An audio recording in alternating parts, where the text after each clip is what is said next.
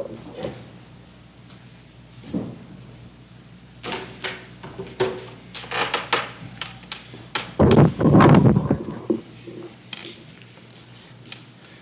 right, picking up with our study in the miracles, we'll find ourselves over to Matthew chapter 17, certainly not James chapter 4, but Matthew chapter 17, right after the Transfiguration on the Mount.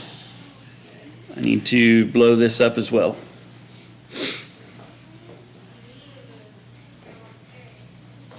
That should make it a little better on the screen.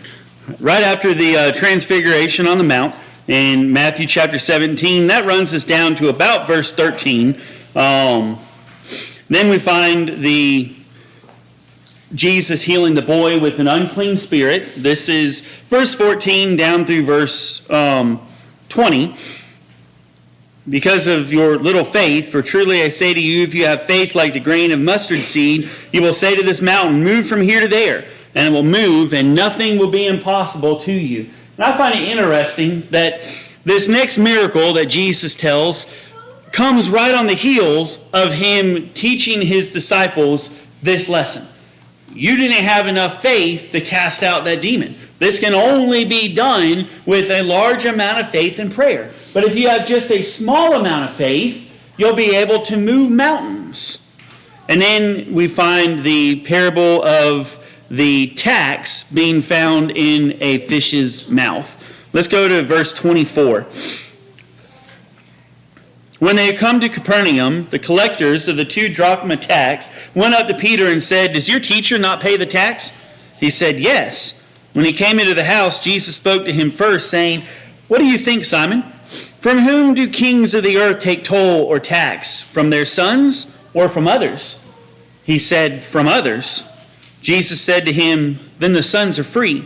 However, not to give offense to them, go to the sea, cast a hook, and take the first fish that comes up. When you open its mouth, you will find a shekel. Take that and give it to them for me and for yourself. An interesting miracle. Peter is questioned, does your teacher not pay the tax? And Peter, in defense, says, well, of course he pays the tax. So he goes to Jesus, and Jesus asks him these questions about the way that the government operates. And then he says, lest we cause offense, to obey the laws, go, cast out a hook into the sea, and the first fish that bites, there will be the tax money. What type of faith does Peter have to have here in order to do that? Now think about this. He's already gone out. We've toiled all night and we haven't caught a thing. Well, did you cast your net to the other side? And they bring up that huge amount of fish and all of these lessons here. And so we don't have any other account of this particular miracle. So we don't find Peter's response for this. We don't find when he caught the fish, what he was going through, what he said, what happened. So we don't really have much information beyond Jesus giving him the command to go and catch the fish and take the tax and give it to who it was due. In other places, we're told to render unto Caesar that which is Caesar's, and render unto God that which is God's. So what is the real lesson out of this miracle here? Is the real lesson in the miracle, or is the real lesson rather in what Jesus tells Peter about response to the government? And I think that's really the lesson here, is that not that God is always going to provide some type of miracle and we're going to have our money to pay our taxes in some miraculous way, but rather you just do what needs to be done. You pay, you give to Caesar what is Caesar's, and you give to God what is God's, and everything is going to be okay. Rather than make a fence, go to the sea and cast the hook and take up the first fish that comes, and take that and give it to them for me and for yourself. Brother Bobby, you look like you're chewing on something there. Oh, Indeed. no, you covered it pretty good. Okay, all right. Daniel? It looks like also 26, he's kind of given a dual meaning also, in that if God is the king, the sons are free. They have a free ride. Right. Yep, but however, you're part of an earthly kingdom. You still have these governors. Even though the sons may be free, you still have these earthly governors. You still have to take part in society. Brother Con? It says in the top part of that 27th verse, I can't help myself talk this on, but I hear you better. All right. But anyway, he does say, nevertheless, lest we offend them. So they're making positive that we make no offense. We're not gonna give no offense, because we're gonna send you down there and let you get that money out of the mouth of that fish, and then we can pay our tribute. Right. It says when they go into Capernaum,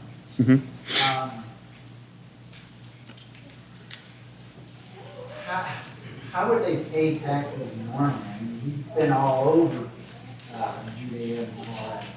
So would they carry around a slip of paper or something saying, I pay my tax back in Capernaum? I don't know how it works. I don't know how it works. If this is like the tax when Jesus was born, where Joseph and Mary had to travel all the way to Bethlehem to go be counted in the census and to pay their tax. If this is like that, then you go to your hometown to pay the taxes.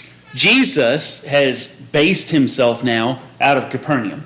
So he's coming to Capernaum, and this is where the collectors of the tax are there. So as far as how it goes, I don't know. But I know why he's going back to Capernaum if this is that type of tax. And this is like the yearly thing or something. As far as how they're counted and how it's taken care of, I don't really know. I haven't looked into that part of it. So, any other questions or comments there? Right. The fact that one shekel was gonna cover both of them, since that's a lot, too. I just did a quick search, and it says that it would take 3,000 shekels to equal a talent. Right. So it wasn't a huge sum of money that we're talking about here, was the temple tax. So they're asking Peter, do they teach you not pay the tax? It's such a small amount, Peter doesn't think, well, yeah, of course he pays it. And it's almost inconsequential, but they're trying to trap him into something that is Right. that's really not important. It's such an insignificant sum in the grand scheme of things. Right. Right. I didn't look up to see if any other translations or anything say that this is a temple tax or if this is a Roman tax. I automatically took it being a Roman tax because of the next part of it. Who do the kings of earth take toll from? Take toll or tax. So that's an interesting point as well, if it's a temple tax or a Roman. That's what the subsection in my version Right. says that it's a temple tax. Yeah. So, but either way, I think the lesson is there that,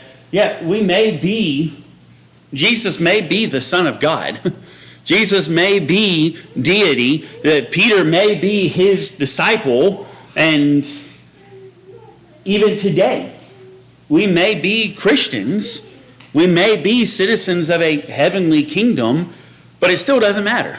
We still have to obey the laws of the land. We still have to be subject to the governing authorities. Brother Bobby? And I think a lot of times you see on television when people are convicted of a crime and they go to prison, an uproar will come out, well, this person is a Christian or this person has obeyed the gospel while they're in prison, they should be let go. No. No. You're still obligated to the law of the land. You have a debt to pay to society. That does not go away. Right. In the eyes of God, you may be cleansed. In the eyes of man, because it's separate from the laws of God, you're still guilty. Mhm. You gotta pay that price. So same way with this right here, you pay your taxes and all those things you need to do. The only time that you are to disobey the government is when it directly collides with, the teachings of Christ. You know, they Right. come up with, they wanna do it anyway, pass a law, do away with all the churches and everything. I'm using it as plural, do away with all of them, and everything becomes circular in nature and all this kind of junk. So that's when you have to disobey. Right. And churches can exist and thrive real good in that environment. It has in times past in Right. history. Yeah. I mean, and a lot of times what you find is the church thrives better in persecution, if you look at it historically, than it does in, I'm gonna say, good times. Right. Yes, sir. I mean, you know, it's amazing to me that it's kind of right the opposite of what you think. It Right. brings out the best before it does. Right.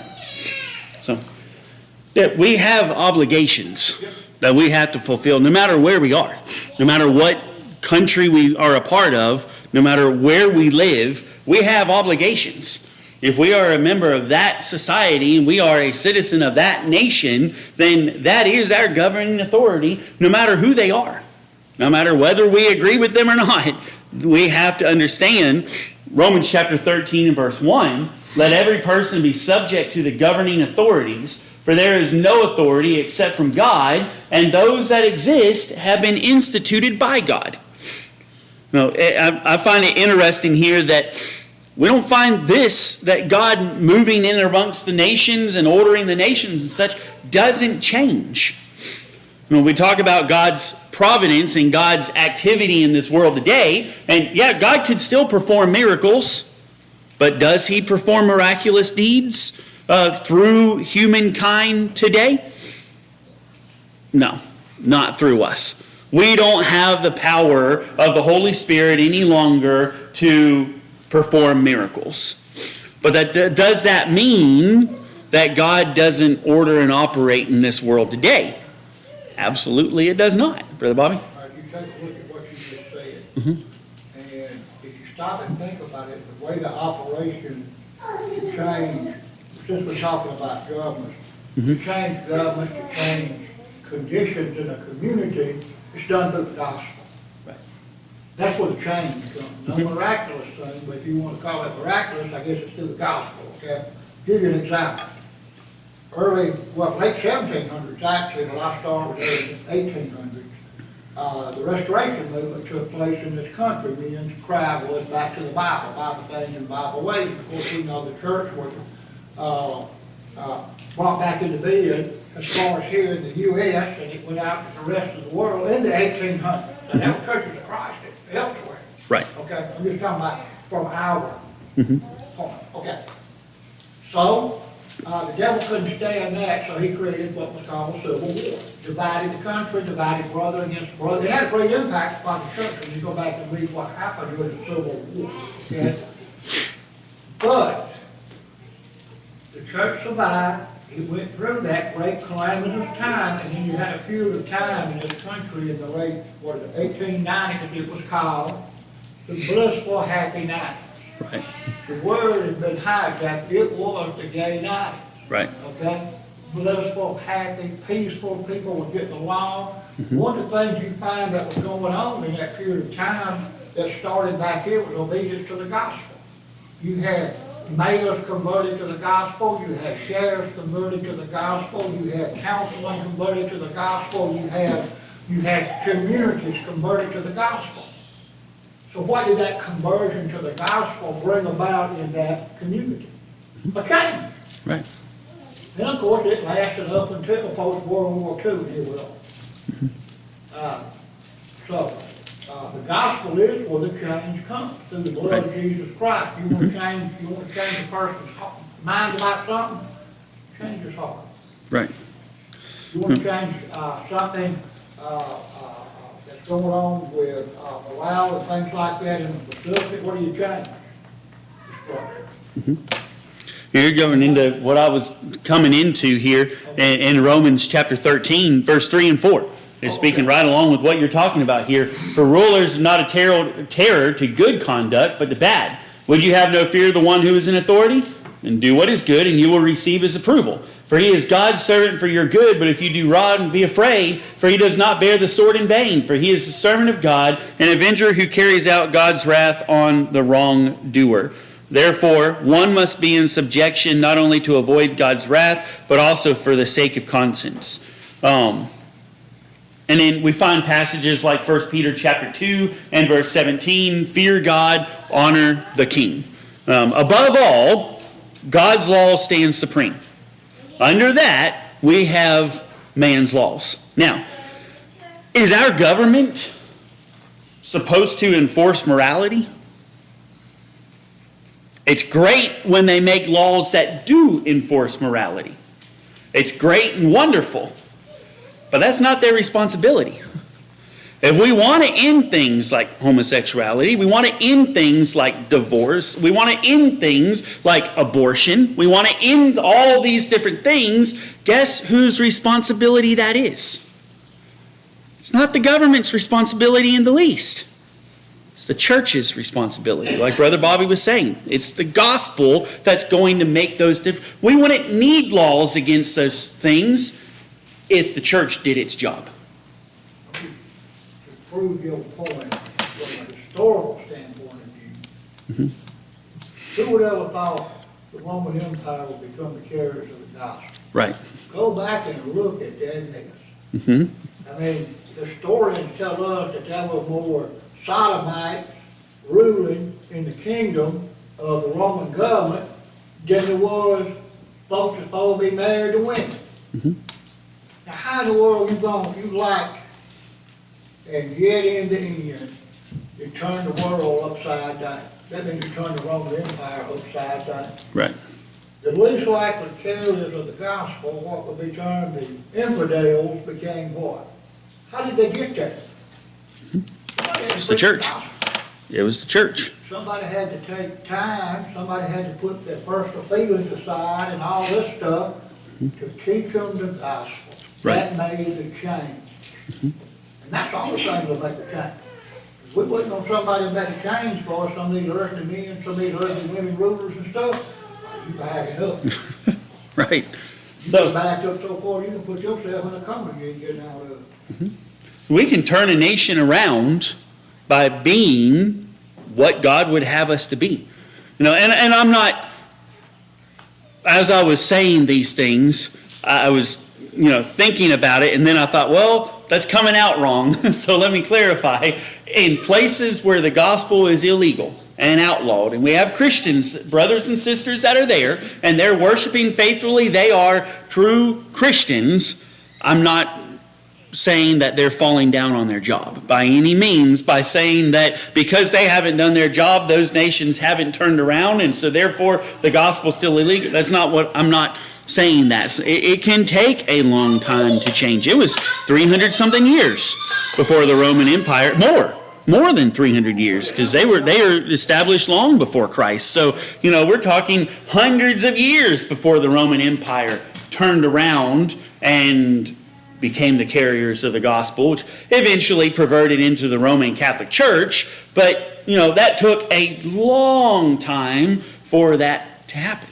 But as far as the gospel was in the world, we're looking at somewhere around 300 something years for that to take place. So it's not something that's going to happen overnight, but it is something that's going to happen by what we've been talking about on Sunday morning with those generations. The families, the individuals doing their thing, doing what, fulfilling the place that God has them, fulfilling their role in their order.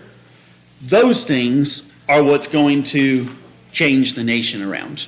Ryan, you had your hand up just a second ago. I also see here with the shekel, one shekel being enough to cover both of them, that looking back in Exodus chapter 30, starting verse 13, it says, each one who's numbered in the census shall give this half a shekel according to the shekel of the sanctuary. And it's going a little bit further, it talks about how you should make atonement money from the people of Israel and give it to the service of the tent of meeting.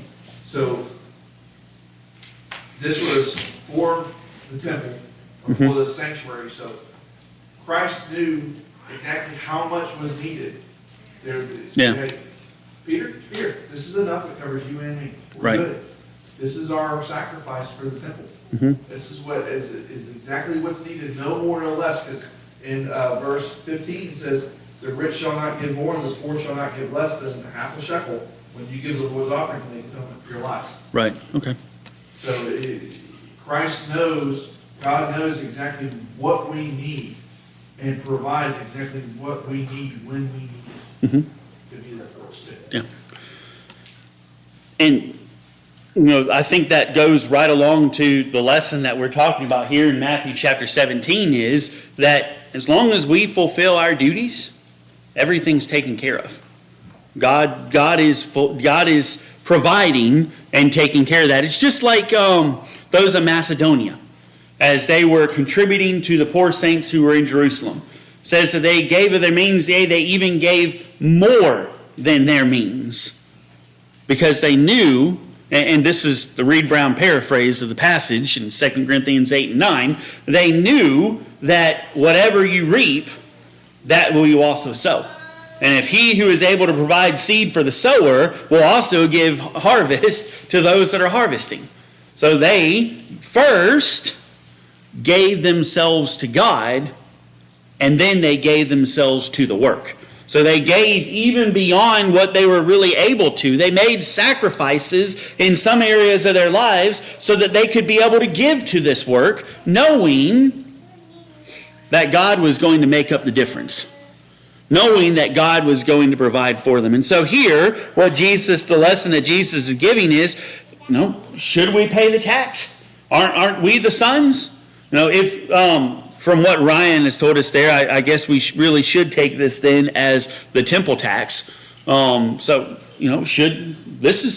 is God's law. Should we pay that tax? Well, aren't we the sons? Isn't the kingdom shifting? Well, rather than give offense, we're going to give our tax. We're going to fulfill our obligation to the commandment, and we're going to go our way. Brother Con and then Brother Bob. I wanted to say that.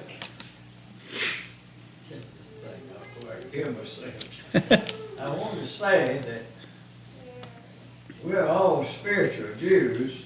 We are spiritual Israel today. Mm-hmm. So whatever applied then will apply now. It's because of that scripture in Hebrews 13 and 8, where it says Jesus Christ, the same yesterday, today, and forever. Now, if it was right yesterday for them to do that, it's going to be right then for them to do it. Mm-hmm. And it's right for us today to be in subjection to all the authorities that we have authority over us. Mm-hmm. And so we'll be subject to it. Right. We're subject to it. And we can't get away from it. Mm-hmm. Because that's God's plan, and it's gonna be carried out according to His word. Right. And so I just want to insert that in the fact that whatever was good for yesterday, be good for today. And not when that word says and forever, that brought it down right now to us. Mm-hmm. Brought it to this present day. Right. And Yes, sir. it will be on in the future the same way as long as the world stands. It will never change. God, He says in Malachi, I change not. So whatever He has ordained to be, will definitely be. I want to go over to that Hebrew. People ain't gonna agree sorry. with that because I'm gonna tell you why they don't agree with it. They gonna say, well, whatever to be will be whatever I make it be. Yeah, but you gotta know this. You can't change God. You can do a lot of things, but you can't change God. And so when God says something, it stands fast. It stands fast. I look at that little prayer that David prayed, when he said, Lord, create in me a clean heart and renew a right spirit. That's King James there. I know the other says, Margie's got one pasted there in the living room. I look at it every day. I think it is create in me a new heart and renew a steadfast spirit. Mm-hmm. But You could be steadfastly wrong sometime. I like that King James when it says renew create a clean heart and renew a right spirit. The right spirit is the one that agrees with God. That makes it right. So I just wanted to say that about Hebrews 13 and 8. Right. About Jesus being the same yesterday, today, and forever. So now you can. We come over here to, let's go over to Romans chapter 13, or Hebrews chapter 13, sorry, where Brother Con is talking about here. Let me see here. Let's start at verse 1 so we can get it, and that we'll really see why the Hebrew writer is saying that. Let brotherly love continue. Do not neglect to show hospitality to strangers, for thereby some have entertained angels unawares. Remember those who are in prison as though in prison with them, and those who are mistreated, since you are also in the body. Let marriage be held in honor among all, and the marriage bed be undefiled, for God will judge the sexually immoral and adulterous. Keep your life free from the love of money, and be content with what you have, for he has said, I will never leave you nor forsake you. So we can confidently say, the Lord is my helper, I will not fear. What can man do to me? Remember your leaders. For those who spoke to you the word of God, remember your leaders, those who spoke to you the word of God. Consider the outcome of their way of life and imitate their faith. Jesus Christ the same yesterday, today, and forever. Do not be led away by diverse and strange teachings. For it is good for the heart to be strengthened by grace, not by foods which have not benefited those devoted to them. So we continue on. He talks about the sacrifices there and everything, and then takes all those sacrifices, compares them, what we have there highlighted, to Jesus Christ, the one who was sacrificed outside of the camp to bear the reproach. Now we have a lasting city, one that is going to continue. Through him, then, let us continually offer up a sacrifice of praise to God, that is, the fruit of lips that acknowledge his name. Do not neglect to do good and to share what you have, for such sacrifices are pleasing to God. Obey your leaders and submit to them, for they are keeping watch over your souls as those who will have to give an account. Let them do this with joy and not with groaning, for that would be of no advantage to you. So, all the way at the very beginning of the chapter, we have commands from the Hebrew writer. Do this, do this, do this. Kind of outlining what a spiritual life looks like. What a life of faith looks like. Remember in chapter 11, he's talked about great examples of faith. Then in chapter 12, he talks about God's discipline for us, how we can strengthen ourselves and mold ourselves to become faithful people. And then we're grateful because we're on ground that cannot be shaken. We have a firm, solid ground to stand upon. We have a firm foothold so that we can operate, so we can do what we need to do. I'm thinking of two different examples about this right here, about shaky ground.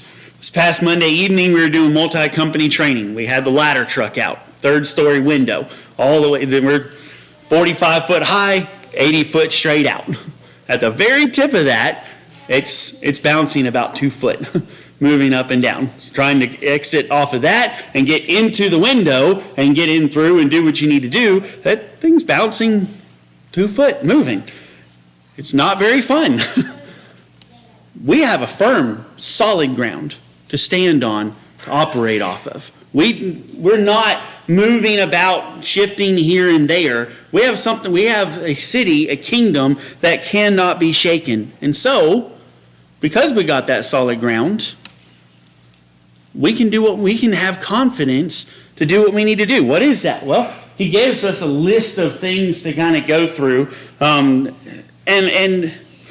none of these lists, Romans chapter 1 has some negative examples. Ephesians Galatians, they have different list of things that we as Christians should be doing. Ephesians chapter 5 and chapter 6, Galatians, and then we have here in Hebrews, we have another list of things that we as Christians should be. James talks about some things. 1 Peter has some lists there that we're to apply into our lives. None of these lists are comprehensive.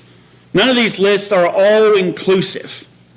But you'll find something in all of those that are the exact same. It may not be the exact same wording.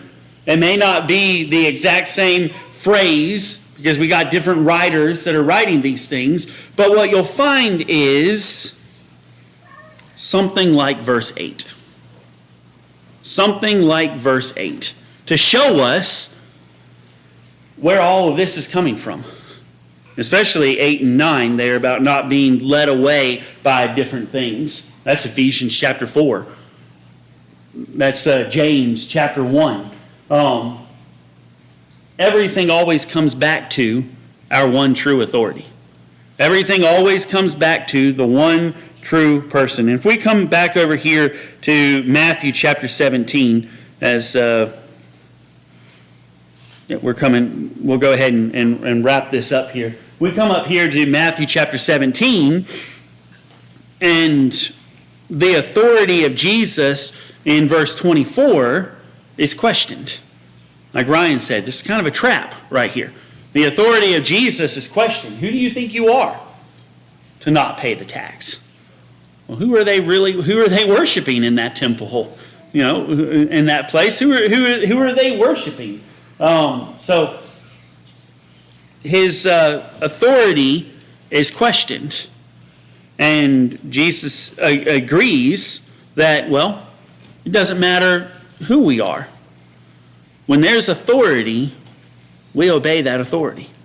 It doesn't matter who we are. It doesn't matter where. If that is our authority, if that is our government, if that is our governing power, whether it be elders in the church, whether it be our local government, whether it be our state, or whether it be our national government. Whatever the case, even our parents, our husbands as wives, whoever the authority is, that is who we follow. So long as we can obey God. Obviously, we step outside of that authority when that commands us to go against God. But as long as we can still obey the Word of God, then we have no choice but to obey the governing powers. Brother Bobby, you had a comment, and then we'll close out. Okay, just right quick, like when you were talking about the giving part of it, and about the importance of first you gotta give yourself, and then everything else follows in order. Right. Okay, well, that's what Jesus said, seek ye first the kingdom of God, and all these things will be added to you, right? And it popped in my mind when you're talking about giving the individual and how important it is. Brianna's grandfather, he passed on many years ago, but he used to go to Africa a couple of times a year, work some of the churches over there, okay? And said he said he wound up someplace over there that he did really good. Said the preacher took him back up there and they had a service there in the village. There was some Christians there and all like that. And he said it was just poverty beyond imagination. And he said when you walk in there, he said it was so poor that the goats and the sheep couldn't even hardly stand up. I can't only imagine. Okay? And so he said, they had prepared the Lord's Supper and some fruit of the vine. And then they got ready to give. So the way I got the picture is they done it at the end of the service. Okay? And said the preacher went there and draw a circle on the ground and said that if you want to give, just drop it here in the circle. And he said so. Some of the men, they put a little bit of rice in there, a few bananas. And he said what really got him was a guy walked up there, didn't have a shirt on, didn't hardly have a pair of pants on, so, it's a bad situation. And obviously he didn't have nothing to give, so he stepped in the circle. He gave himself. Now, I tell you what, that's, I don't know what to say after that. Shame on me, Right. right? Now, that's quite a picture to give you, give yourself. Right. If that's all you got, guess what? It's all God requires. Right. Anyway, And that's the picture of the Israelites when they came back out of captivity, was kind of the same thing with the Macedonians. They gave themselves to God. They gave themselves to the work, and then the work was accomplished. The work was done. They set their minds to the work that needed to be done.